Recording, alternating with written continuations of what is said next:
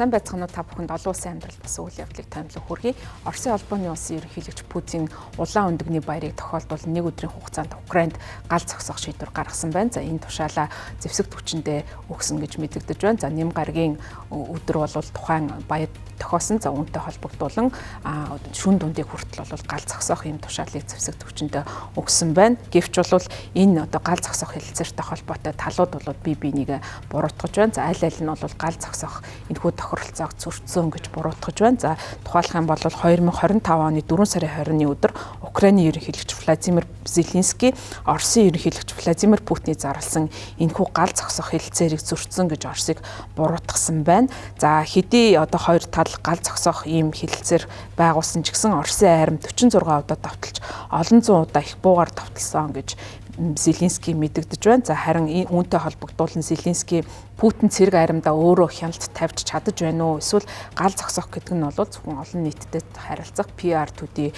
зүйл байсан уу гэсэн ийм асуултыг асууж байна. За харин эсрэгээр нь Оросын холбооны улсын батлан хамгаалахын яам Украины талыг гал зогсоох хэлэлцээрийг 1000 гаруй удаа зөрчсөн гэж мэдэгдсэн байна. За Оросын холбооны улсын байрлалд 900 гаруй удаа нисгэгчгүй онгоцоор цохилт өгсөн. За 444 удаа Оросын байрлалд халдлага үйлцсэн гэж мэдэгдсэн. За үүнээс болоод энгийн номхон иргэд бол ам өргөдөж дид бүтцэд хохирол учирсан гэж мэдэгдэж байна.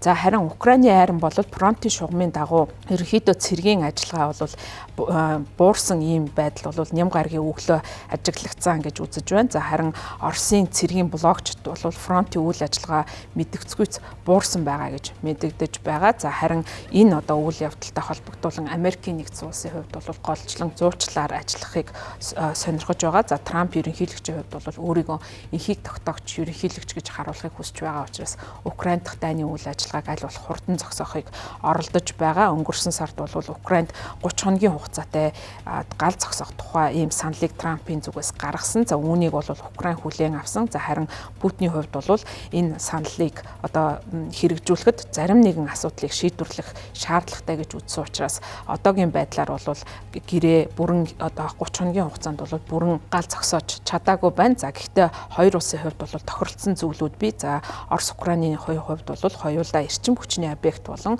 далай тэнгист бие биен рүүгээ халдлага үйлдэхгүй гэсэн ийм тохиролцоонд хүрсэн боловч аль аль нь бие бинийгээ энэхүү тохиролцооноос бутсан тохиролцоог бол эвдсэн гэж буруутгаж байна.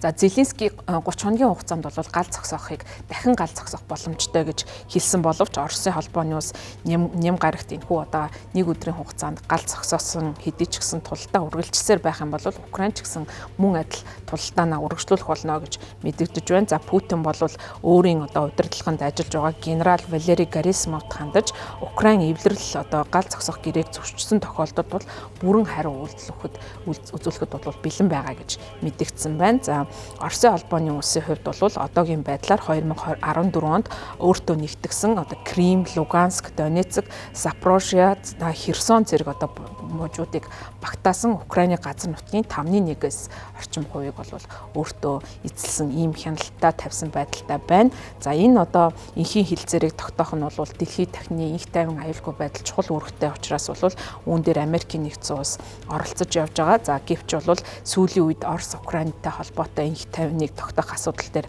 ахиц дэвшил гарахгүй байгаа. За үүнтэй холбогдуулан Америкийн нэгдсэн улсын ерөнхийлөгч Дональд Трамп болон төрийн нарийн бичгийн дарга Марко Рубионоор бол баасан гарагт мэдээлэл гаргасан. За энэ хэлэлцээртэй холбоотой ямар нэгэн ахиц дэвшил гарахгүй бол цаашдаа энхийн хэлэлцээрт Америкийн нэгдсэн улс зуучлах энэ байр сууриасаа гарах боломжтой гэсэн ийм анхааруулгыг өгсөн байна. За Оросын холбооны улсын ерөнхийлөгч Путин христийн шашны ортодокс урсгалын гол тэмдэглэдэг баяруудын нэг болох Христ дахин амилсан баярын өдөр бол тохиож байгаа улаан өндөгний баяр. За энэ өдрийн өмнө бол гал зогсоохоо зарласан. За ингээд гал зогсоож байгаа явдал нь бол Украинд инх тайван аюулгүй байдлыг бэхжүүлэхэд Оросын холбооны улс бэлэн байгаа гэдгийг харуулах зорилготой гэж үзсэн. За мөн Путин энэ баяр босолд оролцохын өмнө бол Америкийн нэгдсэн улсын ерөнхийлөгч Дональд Трамп, за Хятадын дарга Ши Жинпинг, за БРИКС-ийн орнуудад бол одоо зуучлаг орлого хийж байгаа явдалд нь бол татархлаа илэрхийлсэн байна. Европын холбоо Путин гал зогсох тухайн мэдээлэлд болгоомжтой хандаж байна. За Оросын холбооны улс хэрэг хүсэх юм бол нэн дорой гал зогсох боломжтой гэж үзэж байна. За харин Нүбийн хэвлэлийн төлөөлөгч Стефан Дурэшик бол Украинд болж байгаа үйл явдалтай холбогдуулан Украины бүрэн эрх тусгаар тогтнол нутаг дэвсгэрийн бүрэн бүтэн байдлыг хангасан шудраг урт хугацаанд үргэлжлэх иж бүрэн инх тайвны төлөө одоо бид нар ажиллах ёстой. За үүнийг бол Нүб дэмжиж ажиллана гэсэн ийм дахин мэдгдлийг бол хийж байгаа. Энэ жил одоо улаан өндөгний баяр болохоор үнэн алдартны шашинтны болон барууны одоо орнуудын сүмүүдийн хооронд ижилхэн одоо өдөр бол тохиож байгаа. За Зеленский энэ одоо улаан өндөгний баяраар тохиолдуулан өөрийн ард иргэдтэй хандаж мэдгдэл хийхдээ украинчуудыг бол инх тайван хизээ нэгэн цагт иргэн ирнэ гэдэгт бол битгэл найдвараа битгий алдаарай гэсэн ийм мэдгдлийг уриалгыг хийсэн байна. За улаан өндөгний баяраар инхүү гал зогсоос нь бол бэлэгдлийн шин чанартай байсан ч гэсэн талууд бол бас асуудлуудыг бол шийдвэрлэх сонирхолтой байгааг бол харуулж байгаа. Гэхдээ бол талуудын хооронд итгэлцэл бол байхгүй болсон. За энэ нь бол үл итгэлцсэн байдал маш гүн гүнзгий байгааг за мөн мөргөлдөөнийг одоо зогсоох байдал бол нэлээд ярвигтай ээдрэттэй комплекс асуудал болохыг бол энэ удаагийн гал зогсоохтой холбоотой үйл явдал харуулж байгаамаа.